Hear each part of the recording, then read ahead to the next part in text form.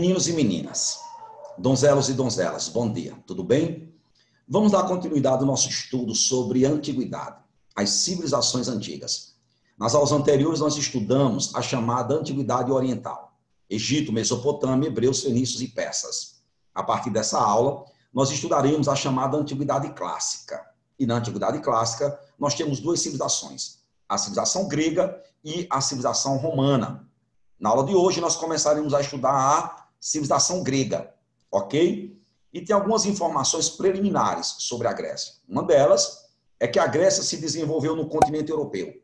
Para ser mais exato, para ser mais preciso, no sul da Europa, na chamada Península Balcânica. Uma outra informação é que a Grécia está inserida em um modo de produção chamado modo de produção escravista. O que isso quer dizer? Quer dizer que a economia da Grécia se baseava no trabalho escravo. E aí predomina na civilização grega e romana como mão de obra escrava o prisioneiro de guerra. Apesar de existir o chamado escravo por dívida, predominava o escravo de guerra. Ok, meus queridos? Pois bem, quando nós estudamos a história da civilização grega, a gente vê os gregos organizados politicamente em cidades-estados. As chamadas cidades-estados eram cidades independentes.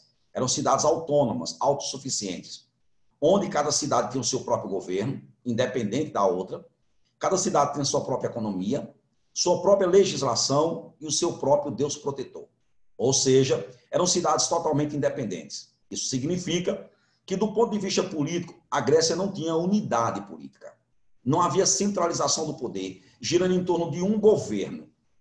A história política da Grécia é caracterizada pela descentralização política. Trabalharemos essa característica melhor um pouco mais adiante. Quando estudamos a história da Grécia, dividimos a história dela em 5 períodos. O primeiro período chamado período pré-homérico, o segundo período chamado período homérico, o terceiro período chamado período arcaico, o quarto período clássico e o quinto período é o chamado período helenístico. Passaremos por todos esses períodos. Ok, meus queridos? E queremos começar a estudar a história da Grécia, avaliando algumas características da geografia da Grécia, que serão importantes para que a gente possa entender o desenvolvimento histórico dessa civilização. Temos aí nosso primeiro slide sobre a Grécia. E temos aí o recorte do mapa do sul do continente europeu, e essa parte pintada de verde da chamada Península Balcânica. Eu quero chamar a atenção de vocês para algumas características da Península Balcânica. A primeira delas, observe que o território é todo recortado pelo oceano, formando uma grande quantidade de golfos e de ilhas. Dentre essas ilhas, eu quero destacar para vocês aqui a ilha de Creta, onde vai se desenvolver a primeira civilização da Grécia, que é a chamada civilização cretense. Uma outra característica que eu quero destacar para vocês é sobre a geografia da Grécia. Observe que boa parte do mapa, ou na maior parte dele, é sombreada.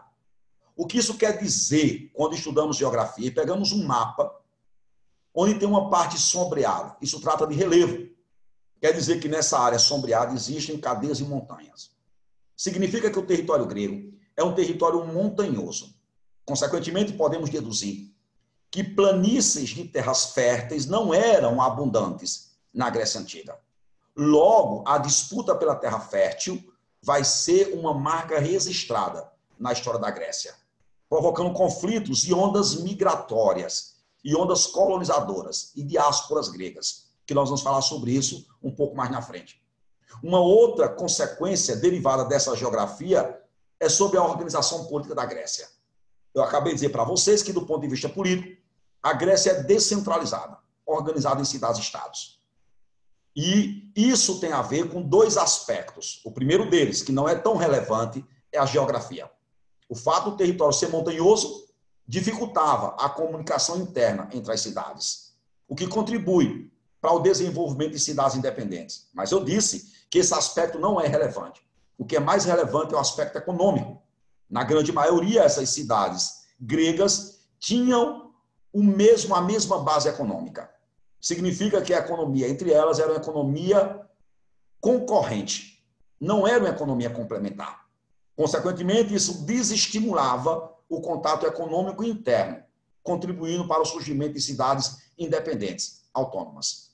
O primeiro período da história da Grécia que nós vamos estudar é o chamado período pré-homérico. Como o próprio nome já sugere, pré, que vem antes. De quê? Do Homérico.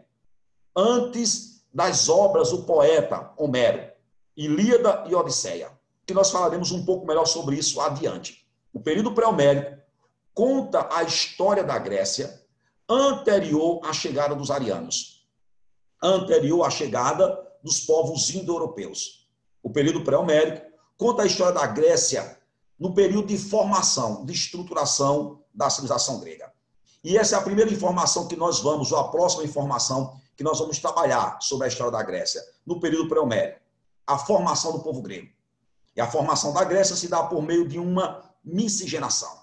A palavra miscigenação, que significa mistura, mistura de povos, de culturas. Aliás, a formação da civilização grega se dá exatamente por meio de uma mistura de 5 povos. Os primeiros, habitantes da Península Balcânica, os nativos, é um povo chamado de pelasgos. Só que a Grécia vai ser invadida, vai ser dominada por 4 povos arianos. 4 povos de origem indo-europeia, que vai dominar a Península Balcânica e vai terminar se misturando com os pelasgos, ocorrendo o processo de miscigenação e de formação do povo grego. Que povos ou que povos arianos são esses? Os primeiros, os chamados de aqueus, seguidos dos eólios, dos jônios e dos dórios. É da mistura desses povos, ou seja, da miscigenação, que nós vamos ter a formação do povo grego. Ok, meus queridos? Pois bem, dando continuidade ao nosso estudo, ainda sobre o período pré-homérico, é durante esse período pré-homérico, antes da chegada dos primeiros arianos, que vai se desenvolver na ilha de Creta a chamada civilização cretense. Quando a gente observa a geografia da Grécia, a gente percebe que a civilização, ou melhor, a ilha de Creta, está localizada no chamado Mar Egeu. Logo, essa ilha de Creta, ou melhor, a civilização cretense, também pode ser chamada de civilização egéia. Essa civilização cretense tem algumas características muito parecidas com a civilização da Fenícia. Quando a gente observa e coloca em paralelo essas duas civilizações, a gente vê que as semelhanças são grandes. Primeiramente, a civilização cretense também estava organizada em cidades independentes, chamadas de cidades-estados. Dentre essas cidades-estados, destaque para uma delas, essa cidade chamada Knossos. Era a cidade mais importante, que exercia a hegemonia, o domínio sobre as demais cidades gregas. Essas cidades da civilização cretense tinham economia baseada no comércio marítimo.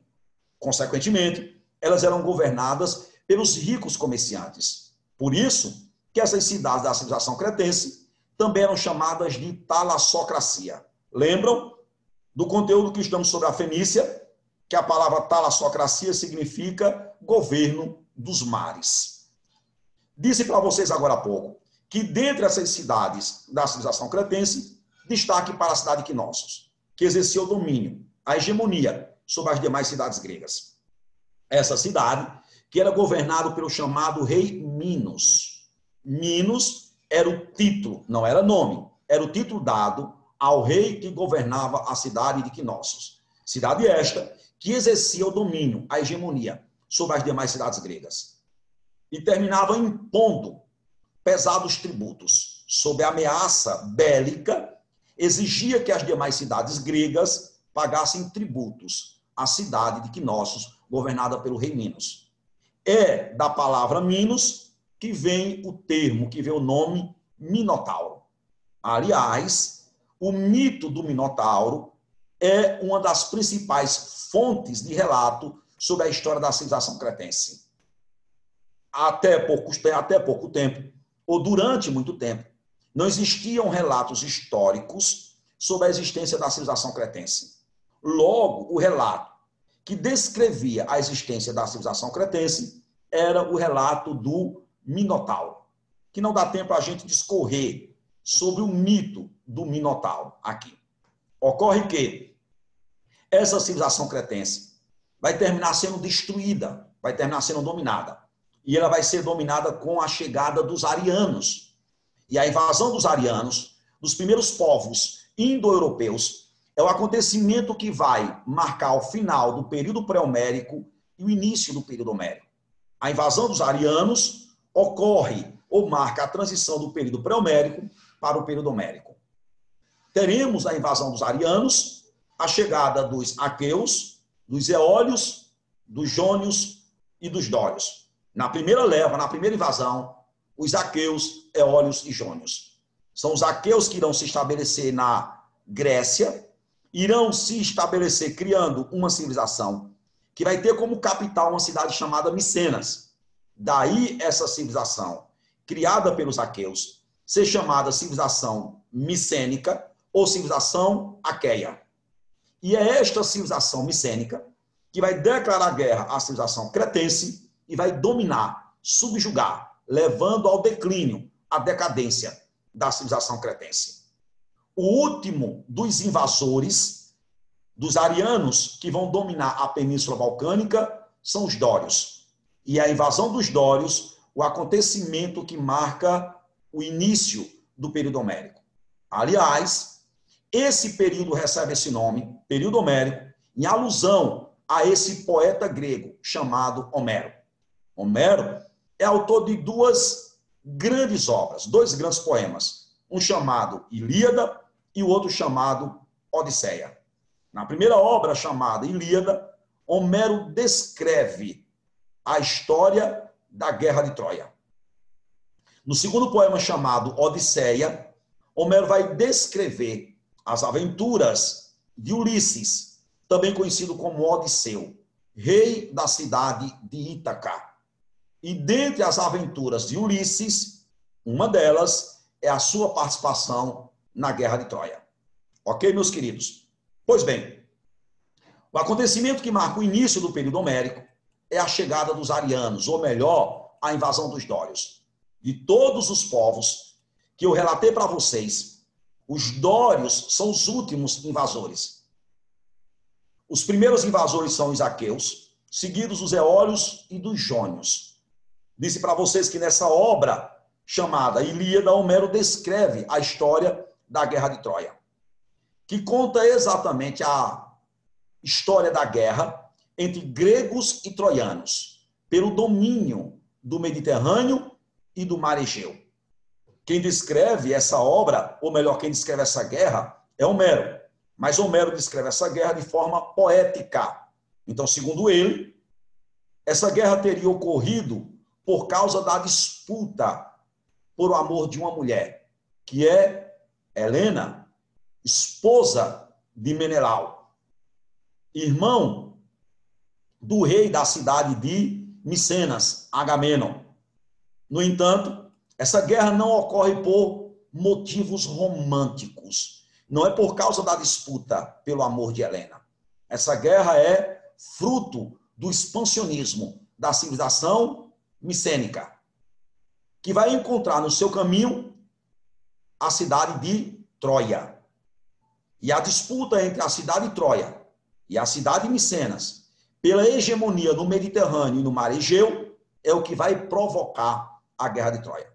Beleza, meus queridos? Pois bem, dando continuidade, disse para vocês que o acontecimento que marca o início do período homérico é a invasão dos arianos. Os arianos são os últimos, os dórios são os últimos arianos que vão invadir a Península Balcânica. Os dórios eram povos extremamente guerreiros, violentos. E quando os dórios invadem a Península Balcânica e dominam a Península Balcânica, eles irão provocar algumas consequências. Uma delas, os dórios vão se estabelecer na Península Balcânica e vão consolidar um tipo de organização social que é chamada sociedade gentílica. Daqui a pouco eu falo sobre isso. Uma outra consequência provocada pela invasão dos dórios é que boa parte da população grega, temendo pela invasão dos dórios, pela violência imposta pela chegada dos dórios, termina fugindo da Península Balcânica. Termina fugindo para o continente asiático. Essa fuga provocada pela invasão dos dórios é conhecida como diáspora grega. Como nós vamos ter dois episódios chamados de diáspora, essa vai ser a primeira diáspora grega, provocada pela invasão dos dórios. Ok, meus queridos? Eu disse para vocês que a outra consequência provocada pela invasão dos dórios é a consolidação na Grécia de um tipo de organização social chamada sociedade gentílica. E vai receber esse nome de sociedade gentílica porque a base da organização social era o chamado genus. Vamos abrir um parênteses para a gente falar um pouco melhor sobre isso. O que era chamado de genus era uma comunidade familiar baseada na agricultura. Raciocine comigo. Se era uma comunidade, significa que não havia propriedade privada da terra. A terra era um bem comum e todos produziam para o bem de todos. Eles viviam em comunidade. Essa comunidade, que estava interligada, era uma comunidade familiar, então estava interligada por laços de parentescos. Todos que faziam parte daquela comunidade tinham algum vínculo de parentesco. Estavam interligados ou por laços consanguíneos, laços de parentesco, ou então por laços religiosos, porque adoravam o mesmo ancestral comum. E essa comunidade era liderada pelo homem mais velho. Esse homem mais velho que era chamado de pater, também chamado de pater. Era ele, o homem mais velho do genus, que comandava essa comunidade familiar. Esse tipo de organização social que vai se estabelecer na Grécia durante o período homérico, chamado sociedade gentílica. No finalzinho do período homérico, para o início do período arcaico, esse tipo de organização social vai entrar em declínio, vai entrar em crise, em decadência. E o que vai provocar o declínio da chamada sociedade gentílica é a contradição entre o crescimento populacional, o crescimento demográfico e a falta de terra fértil. Lembra que eu falei para vocês? Que a Grécia se desenvolve na Península Balcânica, que é um território montanhoso. Consequentemente, não havia abundância de terra fértil. No finalzinho do período homérico, vai ocorrer na Grécia um crescimento demográfico, um crescimento populacional. Isso vai gerar um problema, que é a falta de terra fértil, para atender a todas as famílias que compunham os genus. E agora, como resolver esse problema? Como resolver esse dilema? E quem vai resolver? Quem vai resolver é o líder do genus, o pater. O que é que ele faz? Ele reúne os líderes das famílias que compõem o genus e vai dividir a terra entre as famílias. E que critério ele vai utilizar para dividir as terras? O critério que ele vai utilizar é o nascimento. Aqueles filhos mais velhos, que estavam mais próximos do pater, terminarão ficando com as maiores e as melhores terras, formando aí uma classe privilegiada, que já detinham o poder político. E por que detinham o poder político? Porque eram os filhos mais velhos, porque eram os herdeiros do pater. Agora, além do poder político, eles irão também deter o poder econômico, porque vão ficar com as maiores e melhores terras, formando aí uma elite, uma classe privilegiada, que vai ser chamada de eupátrida. A palavra eupátrida pode ter dois significados que se relacionam. Pode ser chamada de filhos do pai ou os bem-nascidos. Essa elite, chamada eupátrida, por que forma a elite? Porque são filhos do pai. Porque são os herdeiros, são os filhos mais velhos, que além de herdeiros do poder político, terminaram se apropriando das maiores e melhores terras. Mas nessa partilha, como não tinha terra para todo mundo, aqueles parentes mais distantes ficaram com as menores e as piores terras. Estes terminaram não conseguindo manter suas propriedades, porque geralmente essas terras eram improdutivas ou porque eles não tinham recursos para investir na terra. Então eles terminam se endividando e terminam se tornando escravos por dívidas. Mas, enfim, existiam aqueles parentes mais distantes ainda, que na partilha da terra, eles ficaram à margem, ficaram fora da divisão da terra, formando aí uma classe de marginais.